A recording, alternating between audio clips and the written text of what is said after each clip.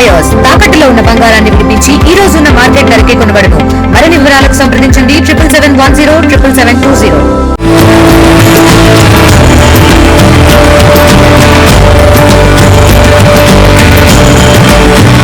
విజయనగరం జిల్లా నెల్లిమర్ల మండలం రామతీర్థాల గ్రామం. ఈ గ్రామంలో ఒక ప్రత్యేకమైన ఆలయం కలదు. ఈ ఆలయాన్ని చూడడానికి ఇతర రాష్ట్రాల నుంచి ఇతర దేశాల నుంచి కూడా భక్తులు తొండలుగా వస్తున్న నేపథ్యం అయితే కనిపిస్తుంది. ఆ ఆలయానికి ఆనుకొని ఉన్నటువంటి ఓ పర్వతం కూడా శ్వేతాచల పర్వతంగా దాన్ని అయితే పిలుస్తూ ఉంటారు. ప్రస్తుతం ఆ శ్వేతాచలపతి ఏదైతే పర్వతం ఉందో ఆ పర్వతం పైన అయితే ప్రస్తుతం ఈ పర్వతం పైన ఆలయం కూడా ఉంది. ఇక్కడ కోదండరాముని యొక్క ఆలయం కూడా ఈ పర్వతం పైన ఉంది. ఈ ఆలయం పైన ఎటువంటి పూజా కార్యక్రమాలు జరుగుతాయి, అసలు ఈ యొక్క పర్వతం పైన ఎటువంటి చరిత్ర కలిగినటువంటి కట్టడాలు ఉన్నాయి, ఇక్కడ చరిత్ర కలిగిన ఆనవాళ్ళు ఉన్నాయి, దీనికి సంబంధించినటువంటి మరిన్ని వివరాలు ఈ కొండపైనకి వెళ్ళి అక్కడ ఎటువంటి ఆనవాళ్ళు ఎటువంటివి ఉన్నాయి, అదేవిధంగా ఈ పర్వతం పైన ఒకవైపు సీతారాములు ఈ యొక్క పర్వతం పైన ఉన్నారని, అదేవిధంగా మరొక వైపు పాండవులు కూడా వనవాసం ఈ యొక్క పర్వతం పైన చేశారని, అలాగే మరొక వైపు శ్రీకృష్ణ భగవానుడు కూడా ఈ పర్వతం పైన సంచరించినట్టయితే మాత్రం కొన్ని ఆనవాళ్ళు ఉన్నాయంటూ చెప్పుకొస్తున్నటువంటి నేపథ్యం కూడా కనిపిస్తూ ఉన్నది. అయితే ఎటువంటి ఆనవాళ్ళు ఉన్నాయి, అసలు అక్కడ ఎటువంటి కోవిలే ఉన్నది, దీనికి సంబంధించినటువంటి మరిన్ని వివరాలు ఈ స్టోరీలో చూద్దాం. రామతీర్థాల వద్ద కోదండరాముడు వెలిసిన పర్వతం పైకి మనం వెళ్ళాలంటే ఎన్నో ప్రయాసాలు పడవలసినటువంటి నేపథ్యం అయితే ఉంటుంది. ఇదే క్రమంలో ఆర్టీవీ ఎక్స్క్లూజివ్గా మరి కాసేపట్లో ఆ యొక్క ఆలయం వద్దకైతే చేరుకోబోతున్నాం. సో కనిపిస్తుంది కొండకి దగ్గరికి అయితే మనకు కనిపిస్తున్నాం. వచ్చేసాం. ఇంతవరకు కూడా సుమారుగా 20 నిమిషాల పాటు కొండ అంతా నడిస్తే తప్పకని అంటే మొత్తం కాలినడకనే వెళ్ళవలసినటువంటి నేపథ్యం అయితే ఉంటుంది. సో చూస్తున్నాం కదా, ఇదే సీతారాములు కొలువుదీరినటువంటి ఆలయం. ఏదైతే ఈ శ్వేతాచల పర్వతం పైన కొలువుదీరినటువంటి ఆలయం, ఈ ఆలయం వద్దకు మరి కాసేపట్లో చేరుకొని ఇక్కడ ఎన్నో పురాణాలు ఇతిహాసాలు చెప్పినటువంటి ఎన్నో విశేషాలు అయితే ఈ యొక్క పర్వతం పైన ఉన్నాయంటూ చెప్పుకొస్తున్న నేపథ్యం అయితే కనిపిస్తుంది. ఇదే గ్రామంలో వీటికి సంబంధించినటువంటి మరిన్ని వివరాలు ఆ దగ్గరకు వెళ్ళి ప్రతిదీ కూడా క్షుణ్ణంగా పరిశీలించే ప్రయత్నం అయితే చేద్దాం. రాముల వారి ఆలయం వద్దకైతే మనమైతే ప్రస్తుతం అయితే చేరుకున్నాము. కనిపిస్తున్నటువంటి ఆలయం రాముల వారి ఆలయం. అదిగో అక్కడ మనకు కనిపిస్తున్న ఆలయంలో ఈ మధ్య కాలంలో నిర్మించినటువంటి ఆలయం ఇది. ఈ ఆలయంలో కొలువుదీరినటువంటి కోదండరామ స్వామి ఆలయం అయితే ఎక్కడైతే ఉంటుంది. ఈ ఆలయం పక్కనే ఈ ఆలయానికి ఎడమ వైపున ఉన్నటువంటి ఏదైతే ఒక కోనేరు కూడా ఉంటుంది. అంటే ఇంతటి విశాలమైనటువంటి రాతి కొండ పైన ఒక కోనేరు ఉండడం ఏంటి అనుకుంటున్నారా? అదే ఇక్కడ ప్రత్యేకమైనటువంటి విశేషంగా అయితే మనం అయితే చెప్పొచ్చు. ప్రస్తుతం మనం చూస్తున్నటువంటి ఏదైతే ఆలయంకి ఎడం పక్కన ఉన్నటువంటి ఒక కోనేరు. అయితే ఈ కోనేరు యొక్క గొప్పతనం ఏంటంటే 365 రోజులు కూడా ఇందులో ఉన్నటువంటి నీరు అసలు తరగకుండా అలానే పెరగకుండా ఇప్పుడు మనకు కనిపిస్తుంది ఎలా అయితే ఉందో అలానే ఉంటున్నటువంటి నేపథ్యం అయితే కనిపిస్తూ ఉంటుంది. ప్రస్తుతం మనమైతే చూడవచ్చు ఈ ఆలయం యొక్క ఎంతటి విశిష్టత అనేది ఇక్కడ ఉన్నది అనేది మనమైతే చూడవచ్చు. ప్రస్తుతం మనకు చూస్తున్నటువంటి ఏదైతే ఈ కోనేరు ఉందో ఈ కోనేరునే ఒక ప్రత్యేకంగా అయితే మాత్రం ఇక్కడ ఉన్నటువంటి అర్చకులు అలాగే భక్తులు ప్రతి ఒక్కరు కూడా చెప్పుకొస్తున్నటువంటి పరిస్థితి కూడా కనిపిస్తూ ఉంటుంది. ఈ యొక్క ఇందులో మనం చూడొచ్చు, ఇందులో చిన్న చిన్న చేపలు కూడా కనిపిస్తూ ఉన్నాయి.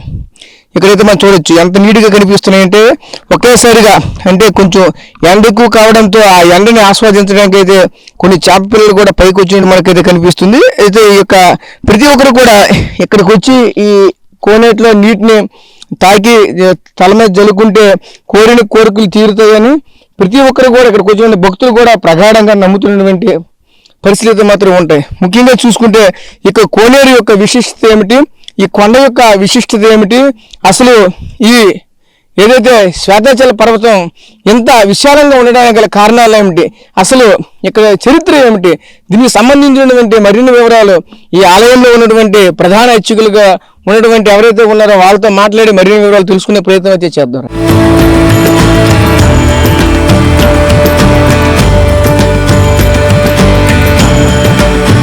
చెప్పండి స్వామి, ప్రధానంగా మనం చూసుకుంటే ఈ ఆలయం ఇంత ఎత్తులో ఈ కొండపైన ఎటువంటి ఒక వృక్ష జాతులు కూడా ఏమీ లేకుండా చాలా విశాలమైనటువంటి ఒక నాపరాయిలా కనిపిస్తుంది. ఇటువంటి కొండపైన ఇంతటి అద్భుతమైనటువంటి కోవులు ఎలా వెలిచింది ఏంటి సార్ ఇక్కడ?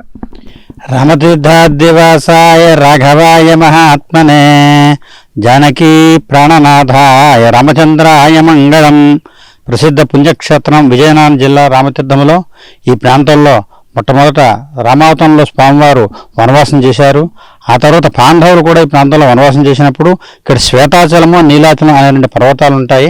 ఆ పర్వత ప్రాంతంలోకి మీరు వెళ్ళి మమ్మల్ని ధ్యానించినట్లయితే మా యొక్క ప్రతిమలకు మీరు లభిస్తాయని చెప్పి కృష్ణ పరమాత్మ పాండవులు చెప్పగానే పాండవులు ఈ ప్రాంతానికి వస్తారు.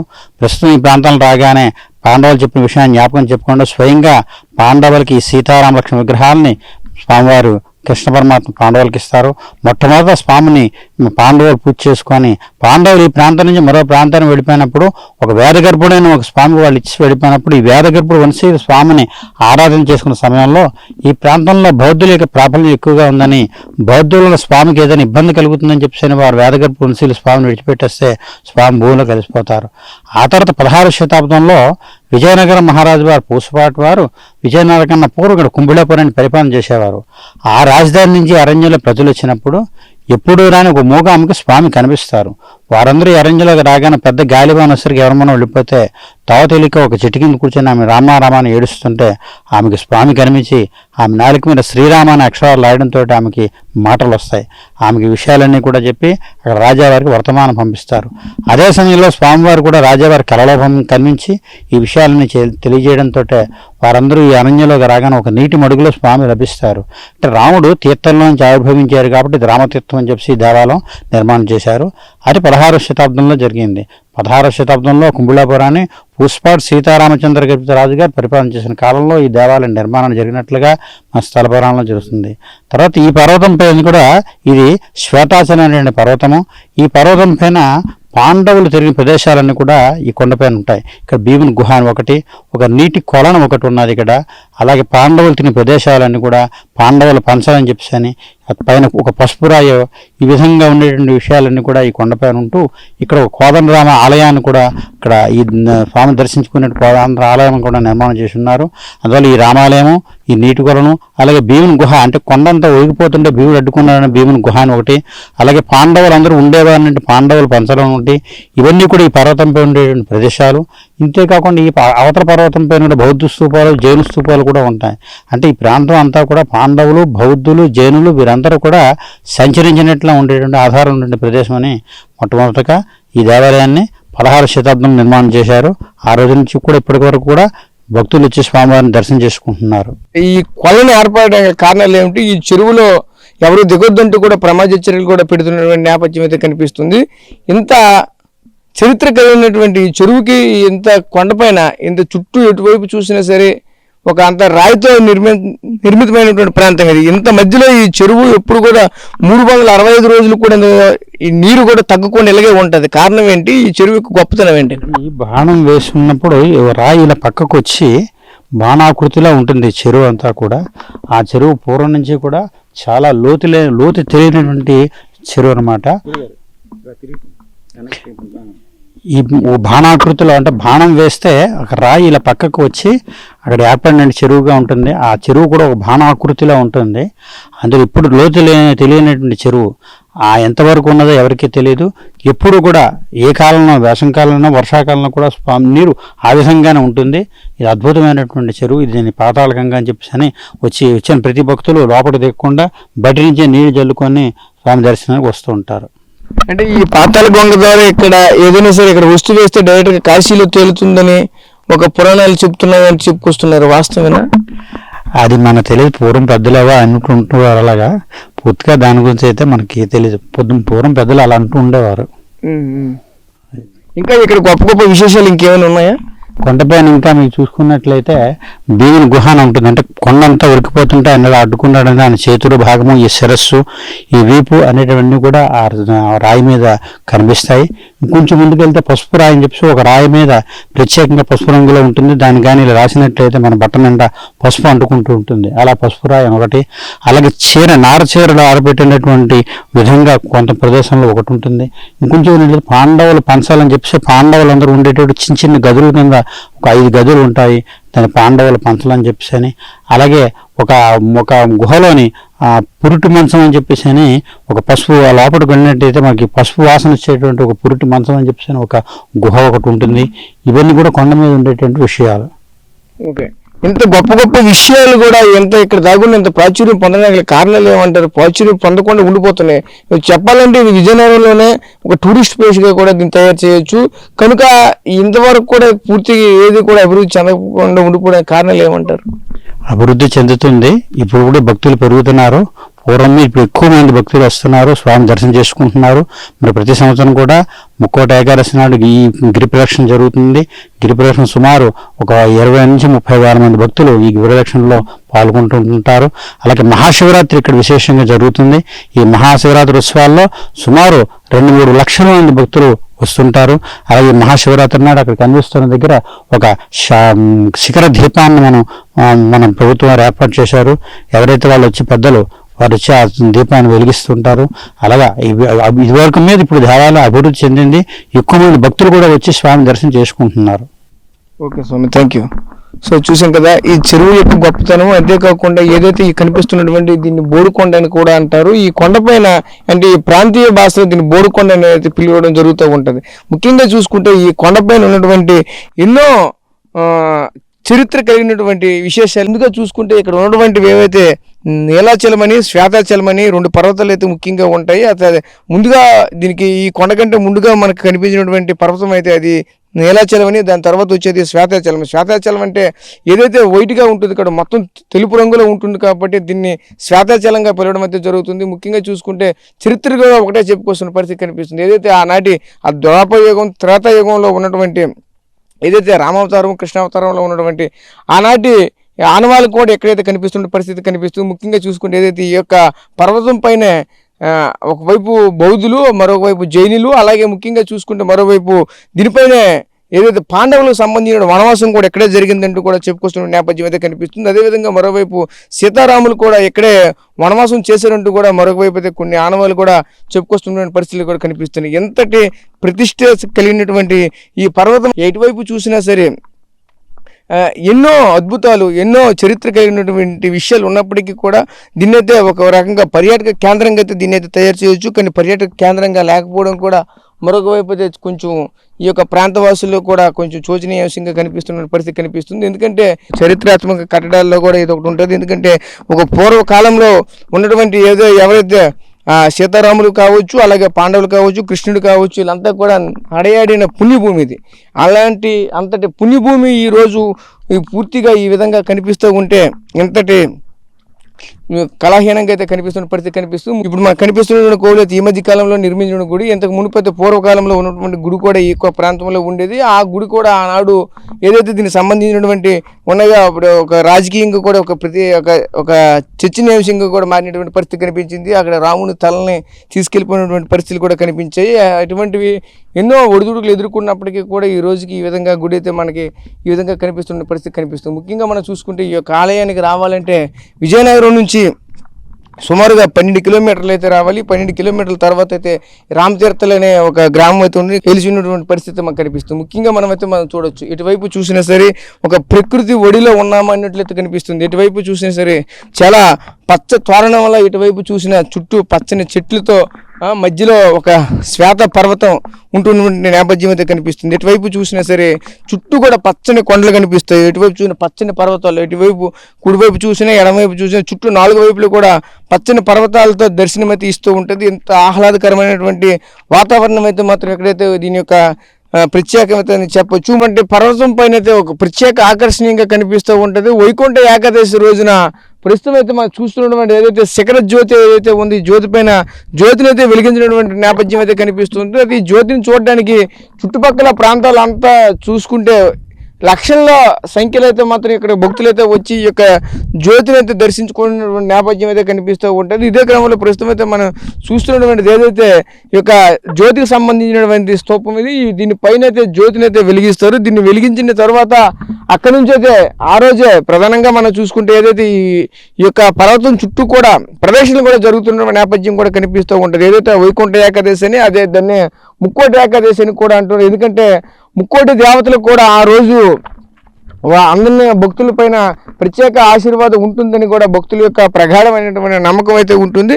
ఇదే తరుణంలోనే మనం చూస్తున్నటువంటి ఏదైతే ఇప్పుడు కనిపిస్తున్నటువంటి ఏదైతే శిఖర జ్యోతి కనిపిస్తుంది, ఈ శిఖర జ్యోతిని అయితే ఒక ప్రత్యేక ఆకర్షణీయంగా ఆ రోజు అయితే కనిపిస్తూ ఉంటుంది. ఇక్కడికి వచ్చినటువంటి భక్తులు ప్రతి ఒక్కరు కూడా ఖచ్చితంగా ఆ రోజు ఈ యొక్క జ్యోతిని దర్శించుకోకుండా అయితే మాత్రం ఇంటికి వెళ్ళే ప్రసక్తే ఉండదు. అదేవిధంగా కొన్ని లక్షల మందిలో అయితే మాత్రం ఈ యొక్క జ్యోతిని అయితే దర్శించుకున్నటువంటి నేపథ్యం ఉంటుంది. ఈ జ్యోతిని దర్శిస్తే కానీ ఆ దేవుని యొక్క కృప మాకు ఉండదని ప్రజలు అయితే మాత్రం చాలా ప్రగాఢ విశ్వాసంతో నమ్ముతున్నటువంటి పరిస్థితులు కూడా కనిపిస్తూ ఉంటాయి.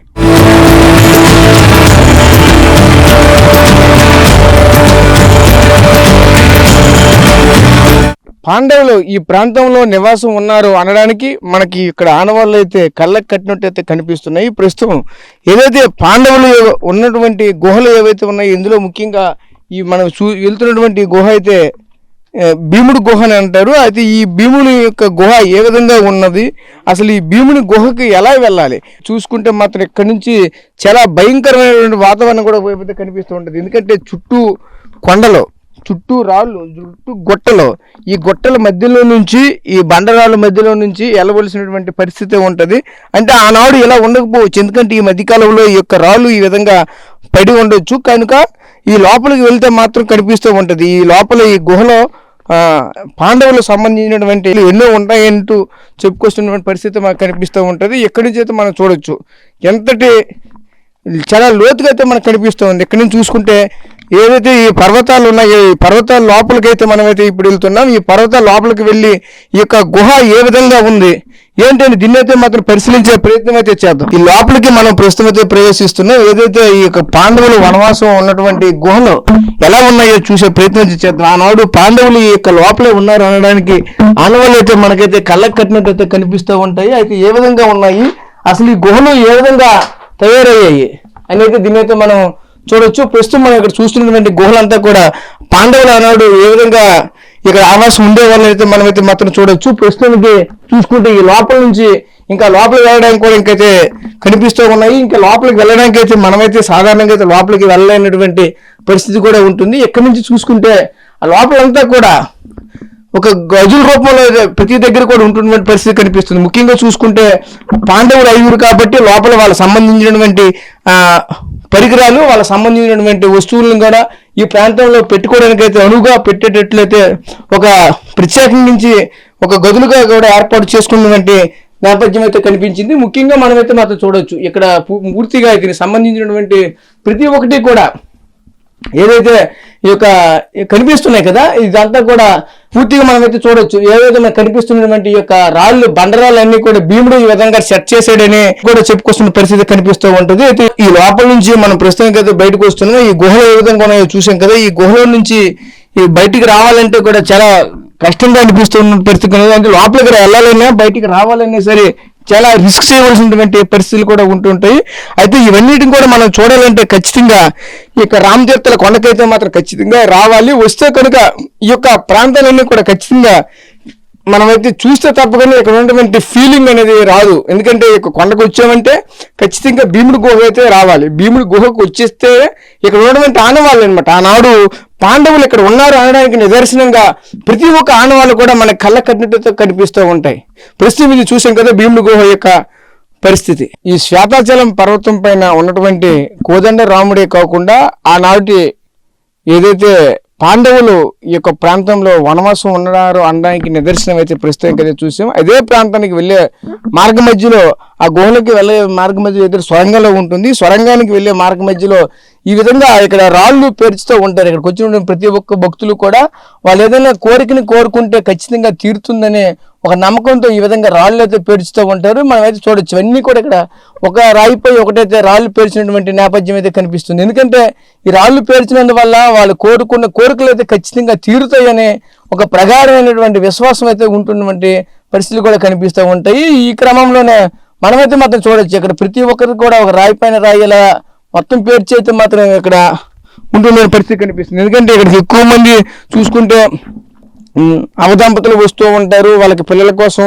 కొంతమంది ఇటువంటి కోరికలు కోరుకుంటుంటారు. ఉద్యోగం లేని వాళ్ళు కూడా ఈ ప్రాంతానికి అయితే వస్తూ ఉంటారు. వాళ్ళకి ఉద్యోగం ఉపాధి కావాలని కూడా ఇటువంటి కోరికలు కోరుకుని ఈ రాళ్ళని ఇలా పేర్చడం అనేది జరుగుతూ ఉంటుంది. అదేవిధంగా మరోవైపు ఎక్కువ మంది ప్రేమికులు ఎక్కువైతే వస్తూ ఉంటారు. వాళ్ళ ప్రేమ ఖచ్చితంగా సఫలం అవ్వాలని, వాళ్ళ ప్రేమను అందరూ ఒప్పుకోవాలని కూడా కొంతమంది అయితే కోరికలు అయితే కోరుకుంటున్నటువంటి నేపథ్యం అయితే ఉంటుంది. ప్రస్తుతం అయితే చూడొచ్చు ఇవన్నీ రాళ్ళు కూడా కొంతమంది అయితే ఇక్కడికి వచ్చినటువంటి వాళ్ళు ఒక నమ్మకంతో ఈ యొక్క రాళ్ళు అయితే పేర్చినటువంటి పరిస్థితి కూడా కనిపిస్తుంది. ఈ ఎవరైతే ఈ రాళ్ళు ఇలా పేర్చారో ఈ రాళ్ళు పేర్చడం అయితే వెనుకున్నటువంటి రహస్యం అయితే మాత్రం ఇక్కడ ఉన్నటువంటి కొంతమంది వ్యక్తులు కూడా మనతో పాటు చెప్తున్నారు. ఎందుకంటే ఇటువంటి రాళ్ళు ఇక్కడ పేర్చితే ఆ రాళ్ళ పైన వాళ్ళకైతే ఏంటి వాళ్ళ రాళ్ళు పేర్చిన వల్ల అయితే మాత్రం ఖచ్చితంగా వాళ్ళు వెళ్ళిపోయాక ఇక్కడ కొంతమంది పితృదేవతలు వచ్చేది ఈ రాళ్ళు ఎవరు పేర్చారో అనే ఒక ఆనవాళ్ళు ఉంటాయి. వాళ్ళు ఎవరైతే ఆ యొక్క రాళ్ళు పేర్చారో వాళ్ళ కోరికలు అయితే మాత్రం ఆ పితృదేవతలు వచ్చి ఈ యొక్క రాళ్ళు ఎవరు పేర్చారో చూసి పలానా వాళ్ళు వచ్చారని ఒక నమ్మకంతో ఉంటుందని అయితే మాత్రం మరొక వైపు అయితే ప్రగాఢ విశ్వాసం కూడా ఇక్కడికి వచ్చిన భక్తుల్లో కనిపిస్తున్న నేపథ్యం అయితే కనిపిస్తుంది. ప్రస్తుతం ఇది ఇక్కడ ఈ రాళ్ళు పేర్చడానికి ఉన్నటువంటి ఒక రహస్యం.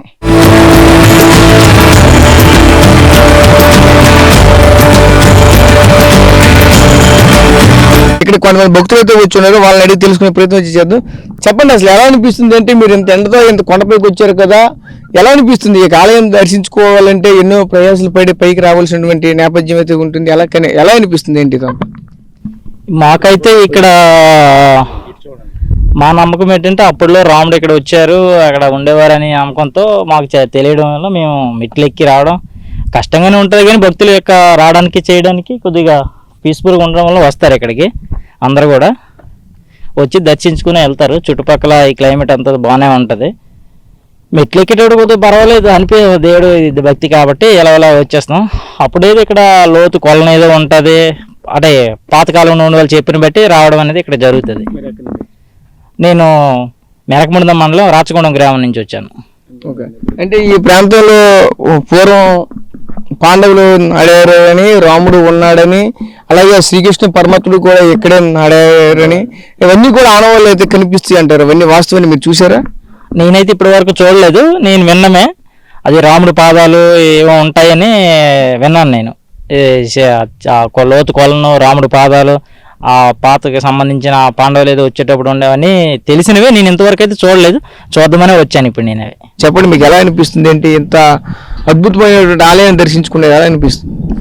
సీతారాముల వారిని ప్రత్యక్షంగా ఆలయంలో చూసినందువల్ల మనసుకు చాలా ఆనందంగా అనిపించింది. నేనైతే శ్రీకాకుళం దగ్గర శ్రీముఖలింగం గ్రామం నుండి పుణ్యక్షేత్రమైన రామతీర్థం ప్రత్యేకత గురించి తెలుసుకుంటూ ఇక్కడికి వచ్చాను. చాలా హ్యాపీగా ఫీల్ అవుతున్నాను. అంటే ఎక్కడి నుంచి చూస్తుంటే ఈ యొక్క ప్రకృతి ఎలా అనిపిస్తుంది? ప్రకృతి అయితే పక్కన కోనేరు, కొండపైన ఆలయము, చుట్టూ కొండలు, ఇదంతా ప్రకృతి చాలా రమణీయంగా ఉంది. చాలా ఆనందంగా ఫీల్ అవుతున్నాను. దైవ దర్శనం కూడా చాలా బాగా జరిగింది. ముందు అయితే ఆలయాన్ని దర్శించుకున్నాం కానీ కొండపైకి రాలేదు. ఇదే ఫస్ట్ టైం నేను కొండపైకి రావడం. సీతారాముల వారి దర్శనం జరిగింది, చాలా బాగుంది, ఆనందంగా.